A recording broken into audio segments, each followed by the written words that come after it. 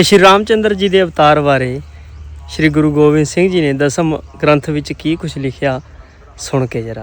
श्री रामचंद्र जी के चरित्र से एक बहुत ही अद्भुत बात जो मैंने तब सीखी जब मैं श्री गुरु गोविंद सिंह जी महाराज की रचना दसम गुरु ग्रंथ साहिब जी में राम अवतार का प्रसंग पढ़ रहा था। गुरु पिता लिखते हैं कि जब श्री राम लंका विजय करके और 14 वर्ष का वनवास पूर्ण करके वापस अयोध्या पहुंचते हैं तो महल के बाहर ही पूरे नगर समेत रघुवंश की तीनों माताएं, माता कौशल्या, माता कैकेयी और माता सुमित्रा और श्री राम के बाकी दो भाई भरत और शत्रुघ्न, माँ सीता, श्री राम और लक्ष्मण के स्वागत के लिए महल के बाहर रुके होते हैं। वैसे ये प्रसंग काफी बड़ा है कि कैसे श्री राम एक एक करके अपनी माताओं से और अपने भाइयों से मिलते हैं, उनसे क्या वार्तालाप करते हैं। लेकिन मुझे जो चीज बहुत कमाल की लगी वो ये कि जब श्री राम माता कैकेयी से मिलते हैं तो माता कैकेयी काफी विचलित थी और स्वाभाविक सी बात है उन्हीं की वजह से श्री राम को 14 वर्ष का वनवास और न जाने कितने कष्ट सहने पड़े थे। पर अब जब श्री राम 14 वर्षों के बाद उनके सामने खड़े हैं तो पता है आपको वो माता कैकेयी से क्या कहते हैं। गुरु पिता लिखते हैं, धनन मात तो को अरण कीन मोको, कहाँ दोस्त तेरे लिखी लेख मेरे, हुनी हो सुहोई कह कौन कोई।